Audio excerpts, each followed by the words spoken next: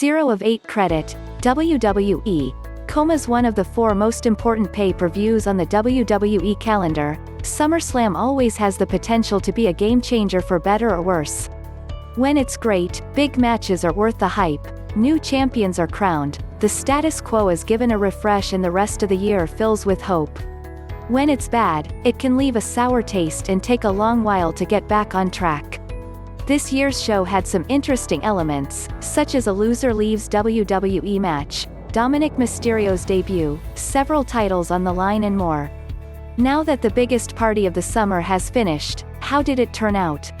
Was this a mostly great PPV, or did the bad outweigh the good?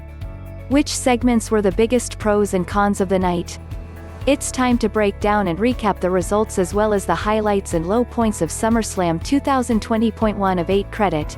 WWE.comWWE SummerSlam 2020 results. Apollo Crews defeated MVP by pinfall to retain the United States Championship. Bayley defeated Asuka by pinfall to retain the SmackDown Women's Championship.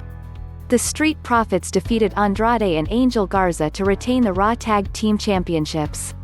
No disqualification loser leaves WWE match. Mandy Rose defeated Sonya Deville. Seth Rollins defeated Dominik Mysterio by pinfall. Asuka defeated Sasha Banks by submission to win the Raw Women's Championship. Drew McIntyre defeated Randy Orton by pinfall to retain the WWE Championship.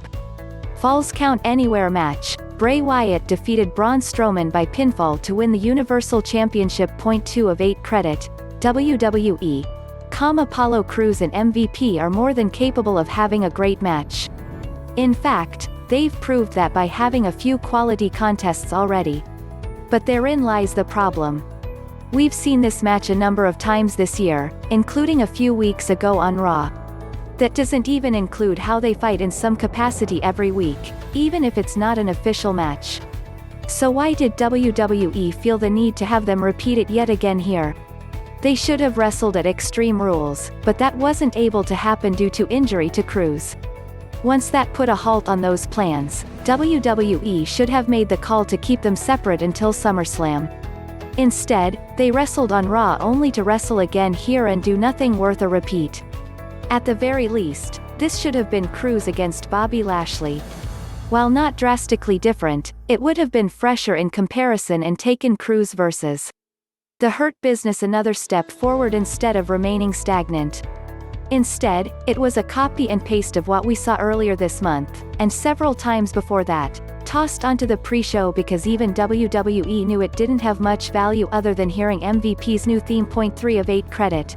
WWE.com in many ways, this was just an echo of the Apollo Crews MVP situation. There wasn't anything inherently bad about the match, as these combatants are all talented and can put a good fight together.